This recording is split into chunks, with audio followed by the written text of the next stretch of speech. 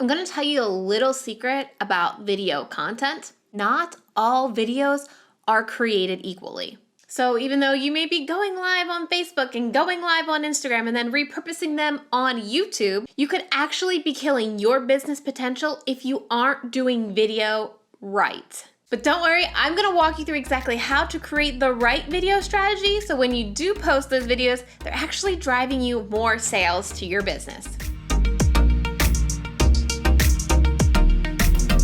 Hi, my name is Trina, and I help business owners build the confidence they need to show up on video by providing tips and strategies on all things video content. Let's talk about that first reason why your current videos are killing your business. And it's because nobody's watching them. Yes, you may be going live on Facebook and Instagram and people are popping on and popping off, and that's great. But if those people that are watching you aren't taking action, what's the whole point in doing that video? Are they grabbing your freebie or booking a strategy call with you or figuring out how to work with you? So there are two problems here that we need to fix. The first problem is we gotta get people watching your videos. Whether you decide to go live on Facebook and Instagram or you upload a video to YouTube, you really want to utilize your current audience and promote the videos to them so that they can support you when you have a new video or you go live. The algorithm on all the platforms promotes engaging content. These platforms just want to make sure they are showing people good content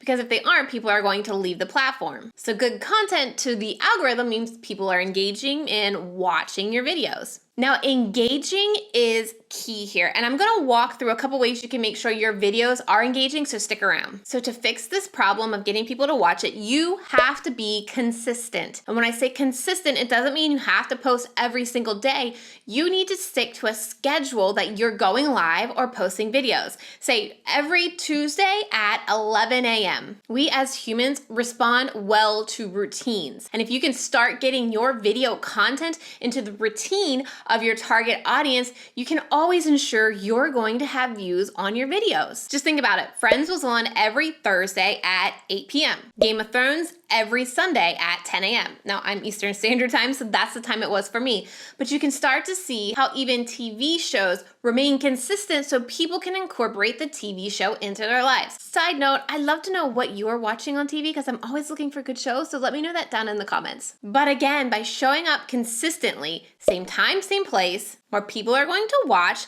and it's going to be recognized by the algorithm, whichever platform you want to be on, that you're creating good content that people are watching. Thus, they're going to promote your content to more people, i.e., you're making the algorithm happy. Now, let's talk about another reason why your videos are killing your business, and that is you are wasting your time and your viewers' time with your current business, which is taking you out of your business things to do that are actually making you money. Here's the thing, I know what it's like to get ready for video. I do not wake up like this. Unfortunately, I'm not Beyonce.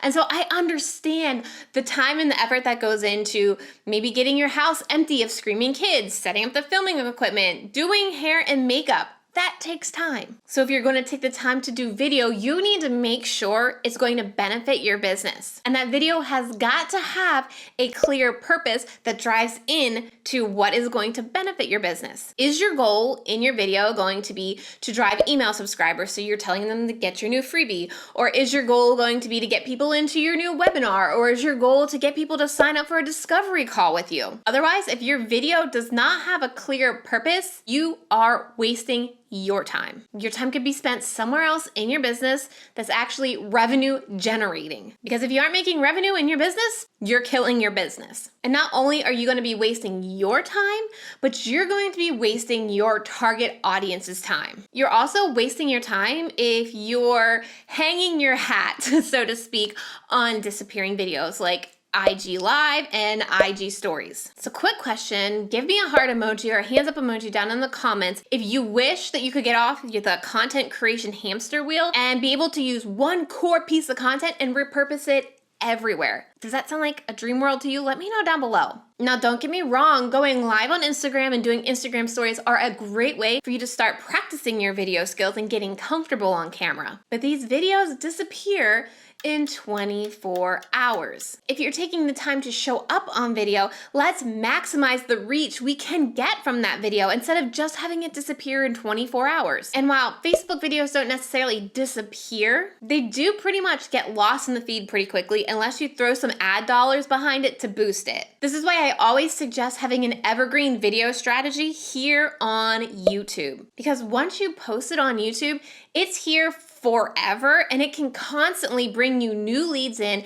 every day, every month for years to come. I have videos that I posted back in 2016 that still get views on them and bring me leads to my email list every single day. That video didn't disappear. The time I put into making that video is paying off. And once you create a YouTube video, you can start repurposing it so you can get off that content creation hamster wheel. You can use that video on Facebook, for your blog post, on IGTV. In fact, if you're watching this video right now, you could be watching it on any of these places. My YouTube channel, my Facebook page, my IG stories, my IGTV, and even on my blog post. In fact, I actually created a video multiplier roadmap for you. So if you want to see how you can take one specific video and multiply it 10 different times, I'm going to leave the link for you to grab that right after this video down in the description box. That roadmap is actually going to break down all of the different places that I repurpose my videos and all of the dimensions you need for social video on all the platforms. So make sure you grab that after this video. Okay, you are also wasting your viewer or your target audience's time, which is critical when it comes to you building know, like, and trust. If you're wasting their time, they're not gonna know, like, or trust you. Here's the deal. The human attention span is officially less than a goldfish. Yeah, a goldfish has an attention span of 6 seconds, whereas we now have an attention span of 5 seconds. So you cannot waste a single second of your video getting to the point. So that means you have to get to your content as soon as you go live on Facebook or on Instagram. You have got to stop saying, I'm gonna wait for everybody to jump on. Those people that showed up for you live because of your consistent schedule aren't gonna stick around and wait for you to wait for those people. And those precious replay views that you get once that video is done, those people aren't gonna stick around either. They want you to get to the point because they have a attention span of 5 seconds and they got other stuff to do. They need you to get to the point. And if you aren't getting to the point, you're losing them. And this means you're losing potentially new clients and more money in your business. So how are you going to fix this? You need to have a plan of attack before you even go live. You need to have a clear hook to your video. That hook has to really address a pain point and make that viewer say, yeah, I am struggling with that, or yeah, I do feel that way, and tell them you are going to resolve this pain point by the end of the video, or you're going to share 3 ways to fix that pain point. And bonus points if that way you're going to resolve it is your freebie or your opt-in or your work with me services. You see how this all starts to flow together? So the longer you get people to watch your video, the more likely they're going to get to the end where you tell them how to work with you or get your freebie. The more likely they're going to build this relationship with you because they spent maybe 3, 4, 5 minutes watching you. And the more likely you're going to get a new lead into your business. I want to know, let me know in the comments if you are currently using video to drive leads to your business. I'd love to know which platforms you're currently using to get those leads from video into your business. Okay, now one last thing before I jump into all the tips on how to make your videos more engaging. Your video is going to kill your business if you are not looking at the analytics that the platform provides you. Both Facebook and YouTube give you so much data that's going to help you create better content, that's going to get more people watching your videos longer, and is going to send signals to YouTube or Facebook, wherever you're at, to promote more of your videos. So the biggest analytic you want to be looking at when it comes to video content is your audience retention or view time. YouTube and Facebook both have this data, and what you want to do is go into this graphic and see exactly when people are leaving your video. What are you saying? What are you doing? And how can you fix that to make your viewer want to stay longer? Studying these audience retention graphs are going to make your content more valuable, which in return is going to make people watch your videos longer, going to want to make them do whatever call to action you have, and is going to send signals to the platform to push your video to more people. You need to remember that sometimes your piece of video content is the first impression that a potentially new client sees of you. And while things do not have to be perfect, like you don't have to have a perfect background and you don't have to have all the best equipment, you have to provide value. You have to be helpful.